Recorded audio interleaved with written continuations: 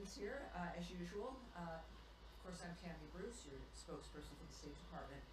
To begin, we are pleased to share that American Ksenia Karelina is on her way back to the United States. Ksenia was detained in Russia for more than a year and will soon be reunited with her loved ones. We have not forgotten about all of those who Russia continues to unjustly detain, including American Stephen Hubbard. President Trump's team, at his request, engaged with Russia on Ksenia's case. Secretary Rubio, Special Envoy Witkoff, CIA Director Ratcliffe, National Security Advisor Waltz, and Special Envoy Bowler mobilized their teams to bring her home. We thank the government of the UAE for their support at enabling the exchange. President Trump and Secretary Rubio will continue to work for the release of all unjustly detained Americans. And now to trade. President Trump continues to put American workers first by bringing trading partners around the world to the table with a fresh perspective to achieve reciprocity and fairness. Yesterday, the president showed the promise of his support. More than 75 countries recognize the benefit in working with the United States. Many negotiations are now underway. President Trump has also been very clear on China.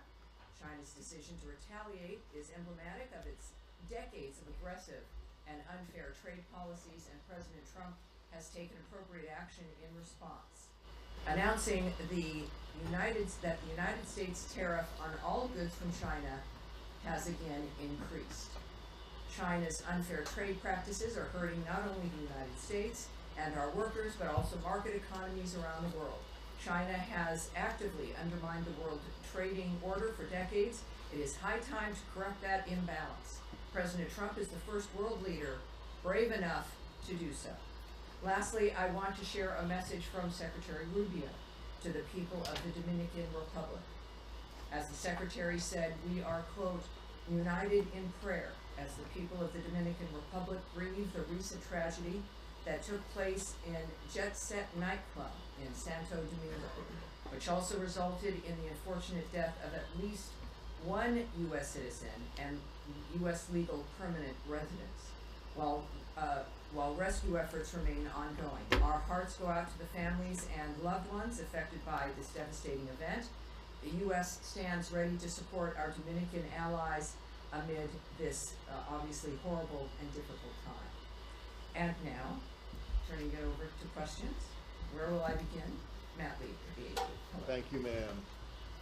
Two things I just want to check to make sure that you don't have anything to add either on the release of the American or on the Russia-U.S. talks in Istanbul from the state. Do you have anything to add on? I have a few things I can add because I'm talking and I can't shut up. That's my situation here. So obviously we know the situation is that one thing I want to reinforce that I mentioned in my announcement is calling on Russia to release Stephen Hubbard, who has been detained for nearly 3 years. We continue to work to free Mr. Hubbard and all other Americans unjustly detained, and we have not forgotten about all those Russia continues to detain in this manner, to say the least. To secure Ksenia's release, Russian national Arthur Petrov, your alarm's going? Arthur Petrov was returned to Russia. And that is all I'll share in that regard. But obviously she is on her way home, and that is what the story is in that regard. And that's a promise President Trump made when he first came into office, was to make sure that all Americans being held around the world would, in fact, be home. And your other issue? Well, on the Ukraine, sorry, not Ukraine, the Istanbul meeting between the U.S. and Russia, presumably this swap did not come up there, but do you have anything to add to what was in this statement that came out earlier? I do, and let me get that for us. I think we have that right here. I'm not quite sure why I might have to run. Okay, well then I'll just go to my last one. What I can, for those of you not knowing what he's asking about, is a technical meeting in Istanbul regarding the bilateral relations and the embassies for both of us. And that's again, that has happened before. Again, it has nothing to do with Ukraine, nothing to do with expanding our relationship in any fashion in that regard, but really just about the nature of our embassies and the ability to manage them and conduct business as one would normally expect to be able to do so in a diplomatic mission. Okay, so then to my question that maybe you can answer a little bit on is the departure of Ambassador Brink from Kyiv. Do you have anything to say about that? I do. Says Tammy Bruce. Wow, all right. Because we had just discussed this. Right, well, we also had discussed something a little bit earlier. Yes, the blanket statement that we, the State Department, do not discuss personnel matters. Well, that is something we've discussed at great length. And in this particular case, Ambassador Brink's been ambassador at the embassy in Ukraine for 3 years during a time of war for those 3 years. An extraordinary performance there, and we wish her well. At the same time, of course, it's a reminder when it comes to the issues that we think about that surround this conversation, is that we know that we're working for that war to end. And that is our focus, and we expect, of course, our work that will continue in that regard, but that's the nature of what we're focusing on here, and we wish her well, and that's really all we would say in that regard. Yes, Andrea. Follow up a bit. There are several Americans in Russia that were at least identified by Bergman and other groups who are active in this regard, trying to get Americans out, who are not designated yet as wrongfully detained. And I'm wondering if you could check or take the question as to whether there's any progress on elevating them to the level of wrongfully detained, which could accelerate them getting released. I think that was done by the administration of Mark Fogel. Right, I do know, yes. Again, the question about Americans who don't have a designation of being wrongfully detained is that if an American is being held, we are regularly looking at those cases.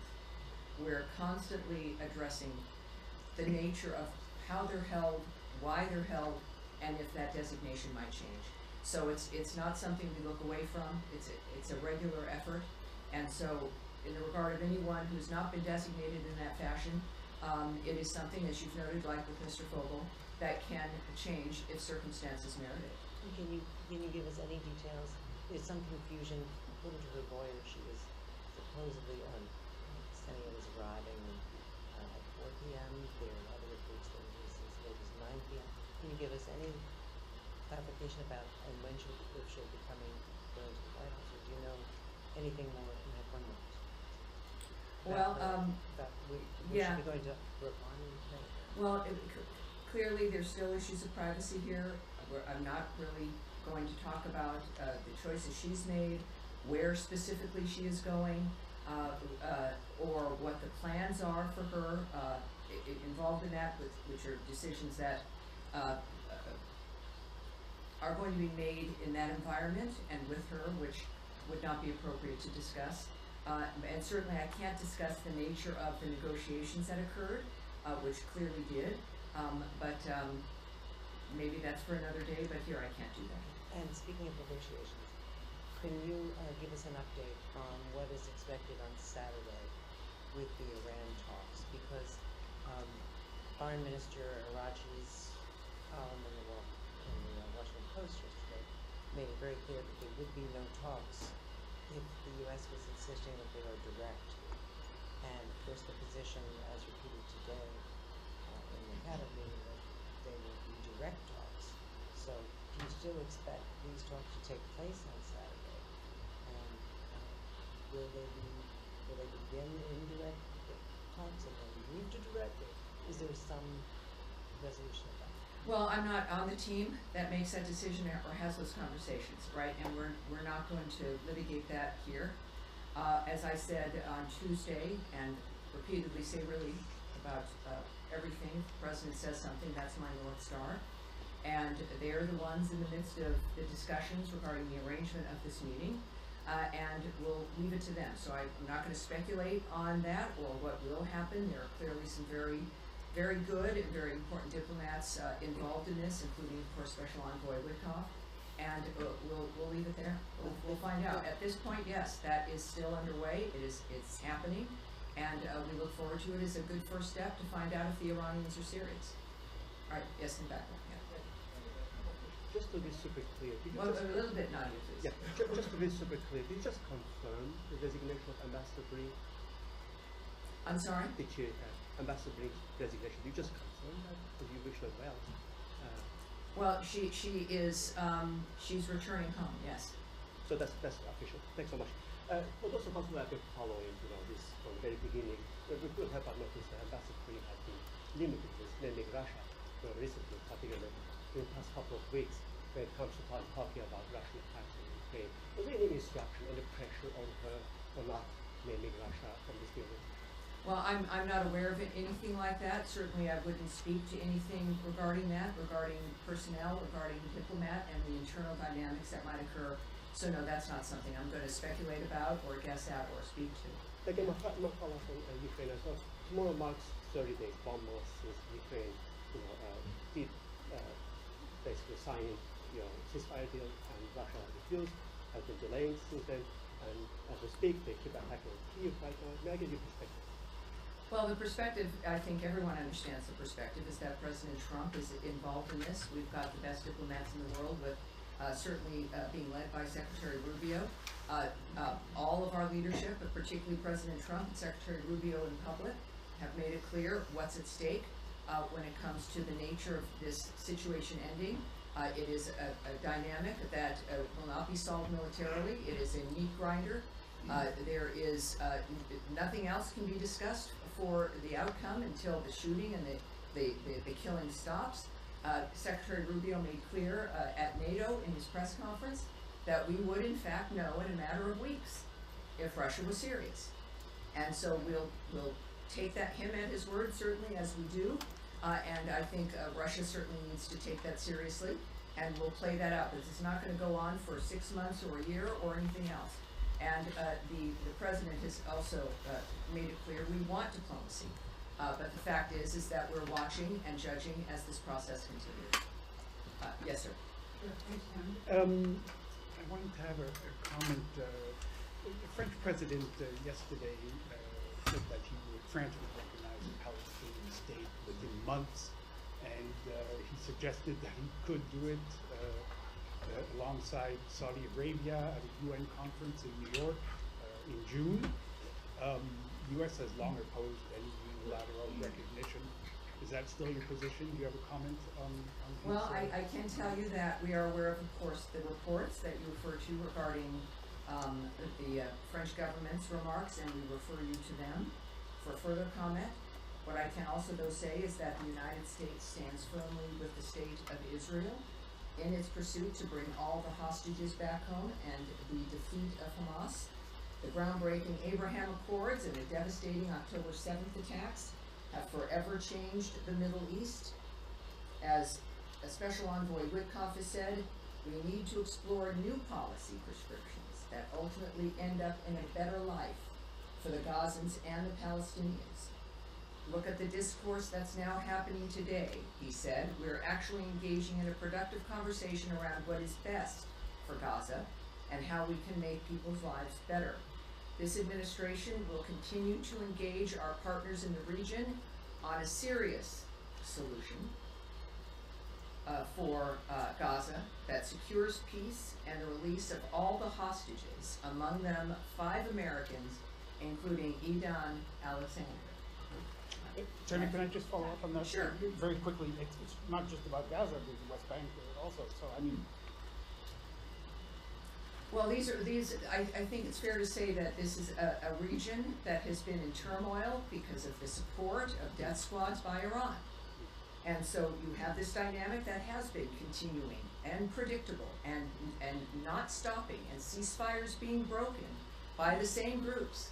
That's why when we say yes, new ideas for Gaza, and the new idea that could break the Gazan people free from being hostages themselves of Hamas, is the same kind of solution that is also going to help the entire region. That is it. This is not an isolated framework that only fits into a corner. This is a solution that is for the region, and our regional partners, of course, understand that as well. Nadia. Thank you, Tammy. Just not only one question. The president said that he's open to different ideas. So when the secretary goes with him to Saudi Arabia next month, will that meeting also be expanded to have a Middle Eastern conference whereby the Palestinian issue will be discussed? Well, I don't know what the plan is when it comes to the content. That is something that we would have to speculate about or guess at, and we really shouldn't do that, obviously, with a multitude of issues facing the region. So it's the details I can't imagine about.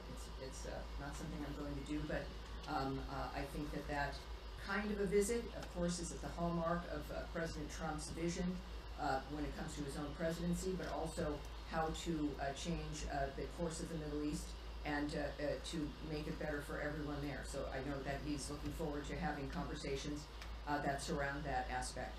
And yes, sir. Just follow up. One more, go ahead. Just on the technicality. So is this meeting on Saturday going to be one-off, or it depends on what has been achieved on Saturday? And will be a direct talk, i.e. in the room, it will be two delegations, the Iranians and Americans, and the Omanis in the middle, or the exchange of conversation will be across the table?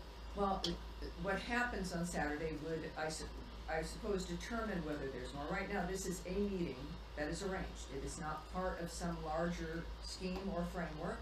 It is a meeting to determine whether or not the Iranians are serious. And so that clearly would be the goal of that singular meeting and effort. As far as the arrangements or what the rooms are or who's in which rooms, I don't have that for you, and I'm not going to speculate. Yeah. Tammy, Yes, sir. Yes, sir. I just want to go back to your response to Leon, where you said we need to explore new policy prescriptions that ultimately end up in a better life for the Gazans and the Palestinians. Are they one and the same in your mind, or are you disassociating the Gazans from Palestinians? So I'm talking about the people in the region, the people who live in the Gaza Strip. That's who we're talking about, the people who face a danger every single day because of the nature of what Hamas has done to that region and to that strip of land. I think that no matter who you are and how you identify, the fact is that no human being deserves to remain in that kind of an environment, because Iran is funding death squads that take over the space and use you as a human shield. While we may become inured to that kind of hell, and the people in it generationally become affected and also believe that this is just normal life, that is a crime in and of itself. And there is the human spirit is so strong that we do know, especially for those who survived October 7th, those who got out of the hostage framework. One woman whom we honored here at the State Department, who is a survivor of that massacre. The strength in these individuals who move through this is astounding, how they survive psychologically and physically. That is what unifies us, all of us in this room, all of us engaged in this kind of a framework. It's that it's human beings, it's families, it's mothers and fathers, it's young people dancing at a music festival, it's people of faith, it's people of no faith, it's people who just simply are looking forward to that night, or to getting married, or to having children, or thinking about college, or thinking about moving somewhere, or just living their life as their parents lived their lives. That's who I'm talking about. And that's what every peace effort that President Trump and Secretary Rubio work for every single day. If there is one thing our generations can look to here, is the fact that we, at the very least, seriously try. And so when I refer to someone, whatever part of the world they're in, that's who I'm referring to. The Israelis, the Arabs, the Egyptians, the Palestinians, people of Gaza, Jordan, whomever. this is where we have to move past, is the nature of what keeps us together and what unifies us. Yes, please, Saeed, please, go On ahead. that, the Yes. UN Secretary General called Gaza a killing field. He noted it's been more than a month since Israel has allowed aid into Gaza. Are you guys pushing Israel to allow humanitarian aid into Gaza, given it has been a month and conditions are incredibly dire? People are dying. You just mentioned folks need to be able to live. Sure, on yes, their they own. do. And when there was, of course, a ceasefire, aid was flowing into the region. People were getting food and other aid that they needed, including medical aid, because of the ceasefire that allowed that to move forward. We, of course, stand by our ally Israel. The ceasefire was abandoned by Hamas. You know it's not just a feeling, it's a fact of the matter, that there was a ceasefire and aid was flowing. Hamas abandoned that ceasefire, decided that it was, I don't know what they would decide, but it's the kind of thing that monsters do and continue to do. So obviously the work does continue every single day in that region and other regions to stop the fighting, to make sure that civilians are protected, that the next day that they might still be alive. So because you might not see something in the news, and I know this is your business, doesn't mean, or you don't see announcements, doesn't mean that that work isn't continuing to regain that ceasefire so that aid can continue, as we also stand by Israel and the nature of what's happening for them and how, as they still deal with the fighting. This is not good for anyone in that region. But yes, our work continues to get back to that ceasefire, to make sure that people can get aid and to survive this, which is the sole focus of all of our efforts for that region. Can I just quickly Yes, follow? sir, please, go ahead, sir, yes. With regard to extradition of Bahadur Rana, who is convicted in the Mumbai terrorist attack, he sought after in India. He has been transferred to India right now. He landed in India this morning, US time. How does the secretary sees this as the message to the terrorist operations from the US? Yes, that, we do have an update for you on that.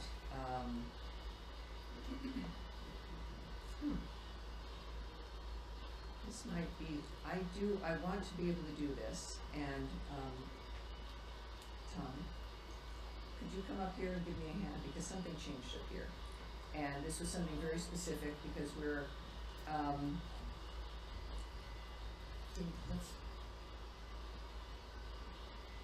I don't want to speak,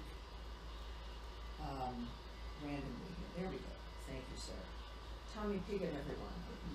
You're gonna, my principal deputy. You will be seeing him soon, briefing you. When I'm unable to brief, Tommy is the one next in line. So there you go. Already proving himself. He is. He's a fan favorite with the team here in the building as well. Thank you, sir.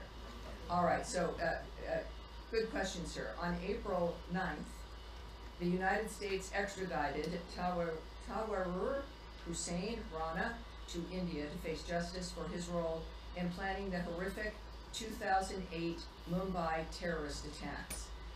Some people watching may not remember these, but I encourage you to look them up and to find out exactly how horrible this was and the importance of this situation today. These attacks resulted in the tragic loss of 166 lives, including 6 Americans, that shocked the entire world. The United States has long supported India's efforts to ensure those responsible for these attacks are brought to justice, and as President Trump has said, the United States and India will continue to work together to combat the global scourge of terrorism. So it is, he is in their possession, and we are very proud of that dynamic. Thank you. Yes. All right. Yes, sir. The glasses here. One more remark. The senior advisor to the Iranian leader, Ali Shahani, today said that if military threats continue against Iran, Iran will kick out IA inspectors and hide its enriched material. What's the U.S. reaction to that? All right. First of all, these actions, the threat of that kind of action, of course, is inconsistent with Iran's claims of a peaceful nuclear program, right? Also, expelling IAEA inspectors from Iran would be an escalation and a miscalculation on Iran's part. The United States remains deeply concerned that Iran is amassing a growing stockpile of highly enriched uranium for which there is no credible peaceful purpose. Iran is the only non-nuclear weapon state producing highly enriched uranium at this level. Also, beyond the threat to expel the international nuclear inspectors, but also threatening to transfer its stock of uranium to secret locations. And again, why would one need to do that if it was for peaceful energy work? Doesn't make much sense. So again, it is an escalation and a miscalculation on Iran's part if they were to do so. Yes, go ahead. And you afterwards, sorry. you next. Go ahead. Yeah. Wait 1 second, Eric. Go ahead. Thank you. So a question about a Wall Street Journal report. They're saying that Chinese officials acknowledged in a secret meeting last December that they were behind a widespread series of cyber attacks on American infrastructure, and they linked the attacks to escalation over Taiwan. Just wanted to ask you if Chinese officials have made any kind of similar statements to this administration, or if this administration was briefed on that apparent admission during the transition. That is a good question, and we're going to have to take that away and get that back to you. When I do that, by the way, for people watching, we really actually do get back to the reporters with the answer to their questions. So that's a genuine framework we ask. All right, Eric, go ahead. Thank you, Tammy. I'd like to ask about some reporting we have today that Israeli officials are laying the groundwork for a full military occupation of Gaza, and whether this is something that's concerning to the State Department, whether it's seen as any kind of an overreach or anything that would further inflame the situation in the Middle East right now. Well, it's clear that President Trump has explained his goals here when it comes to the nature of a diplomatic solution and to ending the fighting. But of course, on any other issue, I'm not going to discuss what another country might be contemplating or its separate diplomatic conversations or considerations it may have. So you want me to speculate or hypothesize? I'm not going to do that. All right, yes, ma'am. I just want to switch to Afghanistan. Are you aware of the case of a British couple, Peter and Barbie Reynolds, who are still detained by the Taliban? They were taken at the same time as the American Faye Hall, who is a friend of that couple, who, as you know, was released a couple of weeks ago. They are British, but they have American children, grandchildren, and great-grandchildren who have given an appeal via video, which they posted online, which we, as CBS, we've reported about, appealing to Trump for help in being able to release their parents. I was wondering if you are aware of whether there was any effort to coordinate between the US and British governments to get all of them out at once, and if there has been any outreach to offer to help with the US helping to get their release from Taliban custody since. Well, it's we're aware of the reports, of course. We're aware that they're held. They're British citizens. I would suggest, I don't know if you've checked with the British government. I think they would have the most specific actions if they're being taken for their citizens. But so that's all I have for you. And can I just have one on to the Taliban as well, relatedly? Sure. There were reports a few days after that visit by former envoy for Afghanistan, Zalmay Khalilzad, and the special government employee Adam Bola, when they visited Kabul in March. A few days after that, and American George Wiseman was released. A few days after that, the bounties on senior Taliban officials' heads were lifted. Did the U.S. government lift bounties on Taliban officials in order to get Americans out? Is that something you're aware of, or do you have any comment? I know that this, I think you'd asked this once before. What I can tell you is that those frameworks are always being looked at and dealt with. I can't speak to any kind of exchange in that regard. We do know The that. secretary did tweet about it as well. He did tweet about George Wesleyan and mentioned that the Taliban, that they shouldn't be doing this. And so I was just wondering if the two. Well, they're still, these are individuals who are designated terrorists. The groups remain designated terrorist groups. None of that has changed, and that's what I can tell you. That's, I think, what the story here is, that none of that has changed. Yes, sir. Thank you, Tammy, appreciate it. Relative to the Iran talks, meeting, friendly chat, whatever It's it's a gonna be on. meeting. It's just a It's a meeting. meeting on Yes. I don't Saturday. know if it'll be friendly. It'll be a meeting, an important one. I wanna go back to an older story that's kind of petered out a little bit. A former special envoy for Iran, Rob Malley, was suspended and had his security clearance revoked as a result of some alleged violations of security processes. Republicans were screaming about getting documents from the State Department and an update, and then January rolled around and Republicans kind of went silent on the issue. I'm trying to find out if the State Department can provide any update or commit to providing any update on that scenario. Well, I can get you an update once we take it back and look for that update. Thank you. I'll get that to you for sure. Yes, ma'am. Thank you, Connie. I have two questions on North Korea. First question, North Korea, Kim Jong-un recently said that the U.S. and South Korea and Japan's efforts to denuclearize North Korea are nonsense. Does the U.S. believe that North Korea must completely denuclearize? Second question, President Trump has mentioned that North Korea is a nuclear state. Will the State Department formally recognize North Korea as a nuclear state? Thank you. Well, I would say for questions about what President Trump might do, you must check with the White House.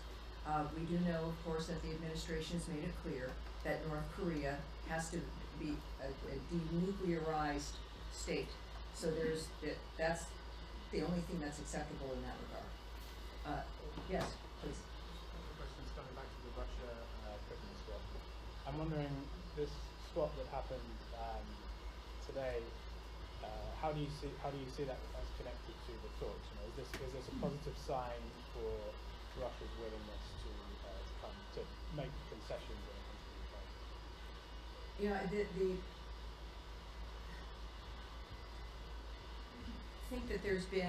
think that the president's been very clear that there's one thing on the table with Russia, which is the ceasefire. That there's no other dynamic that's going to be addressed or facilitated until that is dealt with. The president did make a few comments at his cabinet meeting regarding the situation and how it was brought to his attention, and the fact that he pledged, again, this is not a lark on his behalf. This was a pledge that he's made throughout the campaign and has been a hallmark of his administration, and he's acted on that. In this particular case, it happens to be this young woman who comes back. I think that, as especially also with Stephen Hubbard still being detained there, it's clear that this is an ongoing framework. Regardless, we're not going to choose or not choose a country based on a circumstance. The president's going to act on Americans who need to be freed. And on the Russian who was released in the swap after Petrov, yeah. So he was detained and extradited from Cyprus, I believe, related to rules that the previous administration had imposed on Russia, which were about making sure that the Russians didn't get access to US microelectronics for their military programs. Right? So the fact that you've released this guy who was detained for breaching that. Well, he was returned to Russia. He wasn't released into the wild. He was returned to Russia. Does that signal some softening of the US? Well, the Biden administration hadn't talked to Russia at all. I mean, President Trump is the first to engage with Russia for years. So when we think about the nature of either administration, but this is about leadership. It transcends partisanship. It's about how do you conduct your business to get things done. Do you just simply not talk to people and turn a blind eye and do nothing? Or do you engage when it comes to stopping the carnage, stopping wars, getting people released from being unjustly held, or just even getting Americans back home? You've got to engage with people to do this, and Secretary Rubio's made it very clear, is that when they've asked if he trusted Putin as an example, he talked about that it's, in this dynamic, you have to deal with what people do and what they don't do. That trust really isn't the issue. It's about expectations, what people are supposed to do, and whether they do them or not. And you can then talk. You must be able to talk with everyone if you want to get results. And I think that that's what we have in this administration, and we see it every day, including today and with her release. And we'll see it on Saturday. We'll see it constantly from both Secretary Rubio and President Trump as we work to make the world a better place. And that is it for today. Thank you, everyone. Next Tuesday, I will see you then. Someday you will be entertained by Tommy Pigott. Yes, he's very good. So I feel very safe that you'll be in his hands. Sir.